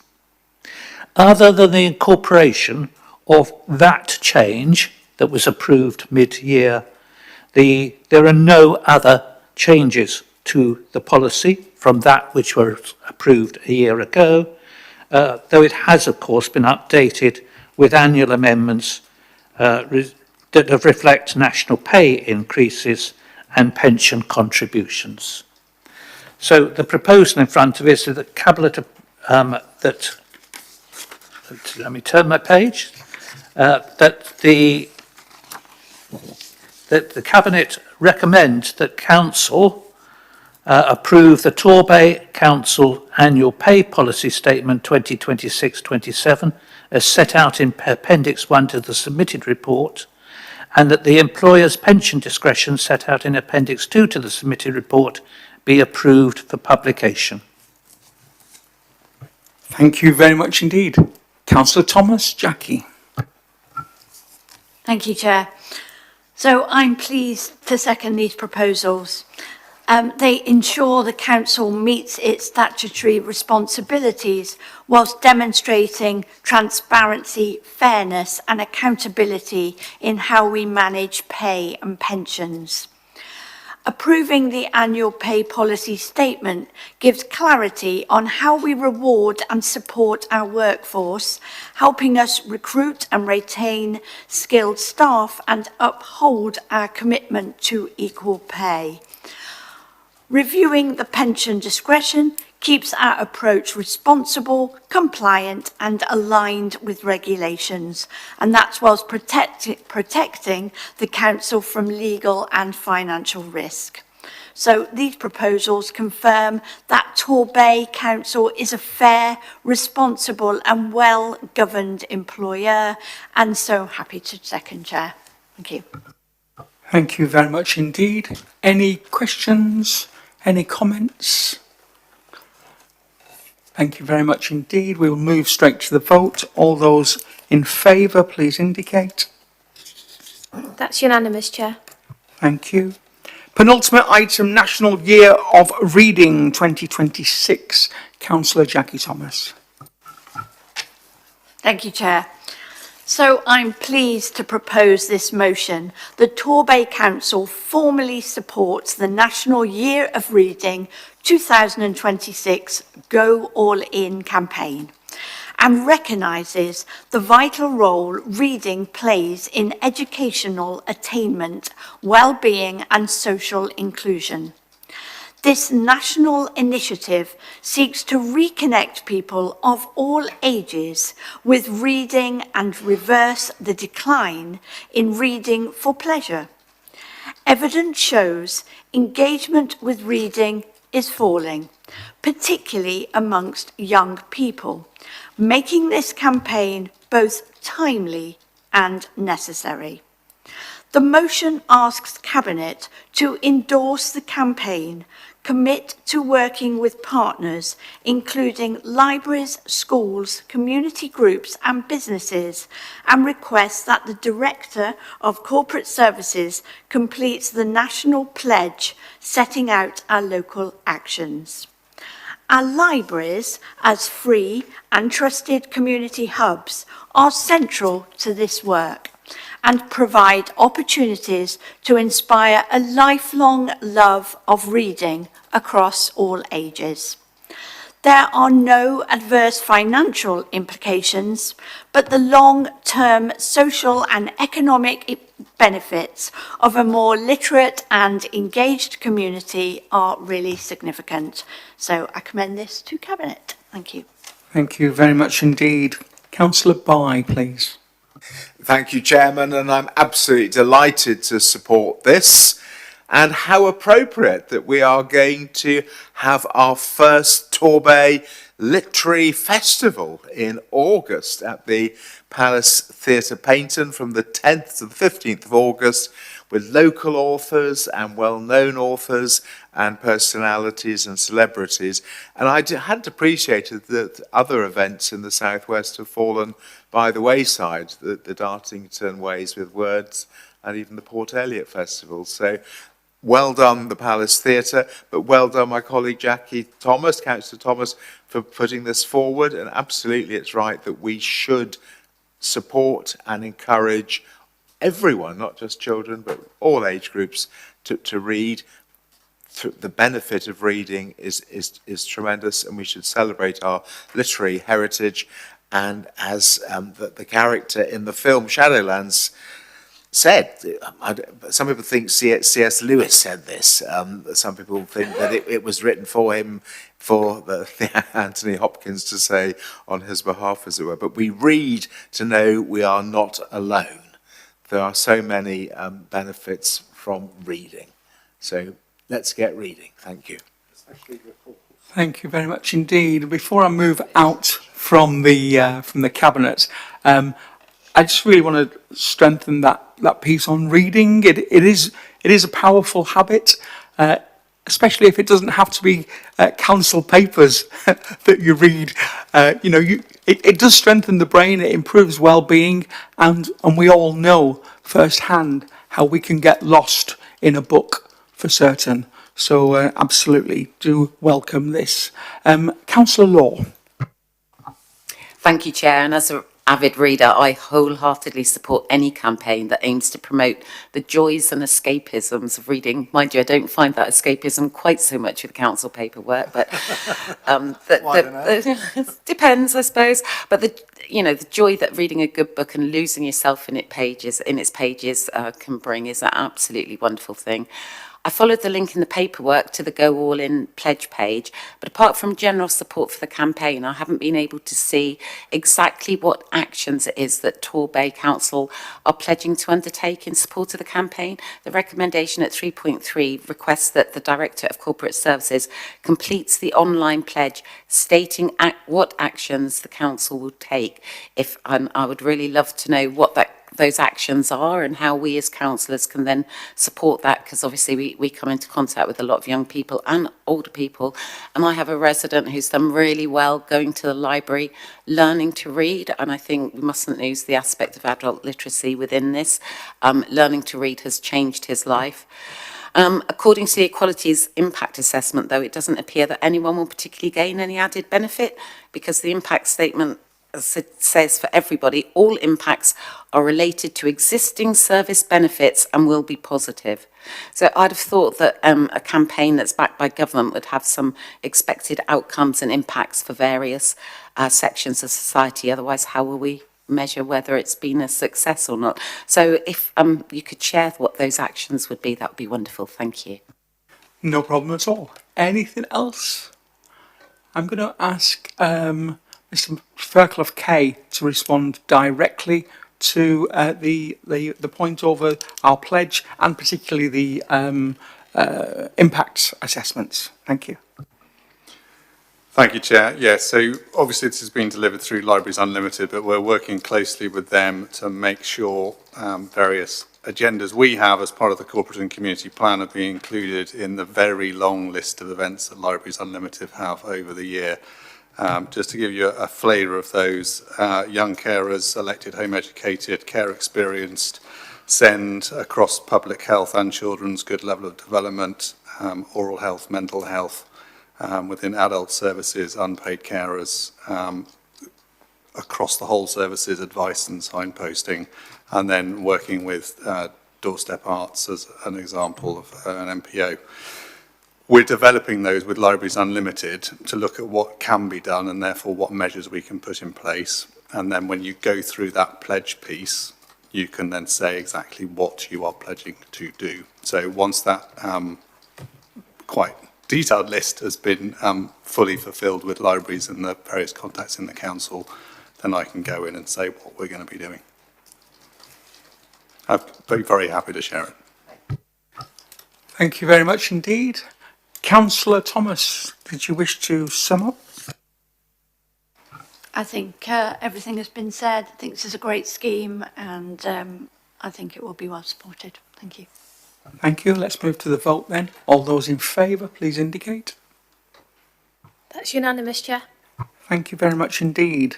We move on to item 17, which is a notice of motion that's been brought to the Cabinet for debate. I will invite the promoter, Councillor Carter, to present her motion. Thank you, Councillor. Thank you. I'm sure you've all read this one, and also all know somebody who has either died from this disease or is suffering from it, and you're probably aware how quickly this awful disease spreads through the body and disables that person, one thing after another being disabled. But this motion just sees that we keep up with that and that we don't wait too long to do adaptations for these people so that they can have some form of quality of life while this disease progresses, and we don't want it too long. As it says in the last paragraph, fast track process for delivering home adaptations, and we want a time limit, ensuring target timeframes of 55 days should be seen as a max. And just, it is an awful disease, and it really would help the people suffering from that disease. So, yep, I put my motion to you to support this motion, please. Thank you. Councillor Long, I understand that you are the supporter. Yes, thank you very much. And many people in this room will remember Councillor Ruth Pentney, who sadly suffered from this disease. As Councillor Carter says, I'm sure we all have a relative as well. I know I do, who has suffered from this. So I'm fully supportive of this motion. Thank you. Thank you very much indeed. I'm going to invite Councillor Tranter to lead on our response. Thank you, Chair. Thank you for the notice of motion regarding the proposal to introduce a fast-track process for home adaptations for people with progressive or terminal conditions such as motor neuron disease. We fully recognise the urgency and time-critical nature of such cases and agree that timely adaptations are essential to maintain safety, independence and quality of life. The Cabinet therefore propose to request that the Director of Adult Social Care and Communities to introduce a formal fast-track process for home adaptations for individuals with progressive or terminal illnesses such as MND, reflecting the approach already used in practice. Maintain timeframe targets for adaptations, 55 days for simple minor adaptations, aim to achieve 130 days for complex adaptations while recognising that major structural works may exceed these timescales due to statutory or technical requirements. Continue to prioritise urgent and progressive condition cases to ensure adaptations are delivered as quickly and as practicable as possible. Having spoken to the director that deals with this, she gave me some very sad case studies, and she said this is something that we are already doing, and this for minor adaptations that it's done as soon as possible, less than 55 days. Sometimes we can get hit technical difficulties with extensions, with planning and things like that, but even that they try to rush it through as quickly as possible. They're dealing with a case of this with this at the moment, and it's they're very sensitive to it and understand that this is a really fast progressing disease, so they want everything resolved as quickly as possible to make that patient as comfortable as possible. Thank you very much indeed. I'm going to second this one from the chair because I think it's really important to try and understand that people who have life-limiting illnesses, including MND. At the moment, the council doesn't have a formal fast-track system specifically for MND. But what we do have is we have informally, we are working through those cases with progressive illness as standard practice. But what this particular motion, what we will do as part of this particular motion, as Councillor Tranter laid out, we will introduce this as a policy. So even though it's being done at the moment without policy, we're going to tighten that up and bring it forward as a policy. And that's the bit of requesting the Director of Adult Social Care to introduce a formal fast-track process for home adaptations for individuals with progressive or terminal illnesses, such as motor neuron disease, reflecting the approach that we've already used in practice. And those times and figures that you actually put in the motion that you presented to us, those 55 days and those 130 days for the complex adaptations, we are currently working to those. And so in our response, we're saying that we want to maintain those timeframes and effectively the final point is to continue to prioritise those urgent and progressive conditions. We thank you for bringing forward the motion this evening. What it's certainly done, it's allowed the Cabinet to have a deeper look at this particular situation. we are pleased to hear the results that we had back, that that work is being prioritised, but what we wanted to do is to actually make it a formal policy, and that's what we've basically got wrapped up within the motion this evening. So we have it proposed, we have it seconded, and I'll open up to any debate at this particular point. Councillor Timon. Yes, I read through the detailed response that came to Cabinet members, and I think the one thing I would like to say is I think this is a good example where officers within the council recognise what is needed by the community, and even in the absence of a policy, they are doing the right thing. They are seeing that there is a need out there and they are fulfilling the gap. I think that's what local authority officers should do, and it's very pleasing to see evidence of when that is working well and that they are taking the initiative and actually creating results that are of benefit to the community. So yes, this is a very difficult situation, a very sad situation for the individuals concerned, and it's good to see that as a council we're responding in the right way. So I just thought I'd like to make that point and therefore thank the officers who have taken it upon themselves to respond in the right way in the past, even in the absence of a formal policy. Thank you, Councillor. Anything further? What I am going to do at the end of this meeting, I am going to share the Cabinet response that we've had, which has got a lot more detail in here. I'm going to share that with you. I've got some physical copies that I've got here in the room. There are some names that have been redacted, but there's some detailed information in there, which I'm more than happy to share with you after this meeting. So I don't think there are any more questions on this. So I'm going to move to the vote then. All those in favour, please indicate. That's unanimous, Chair. Thank you very much indeed. And at 19:36, that does bring this meeting to a conclusion. Thank you very much indeed.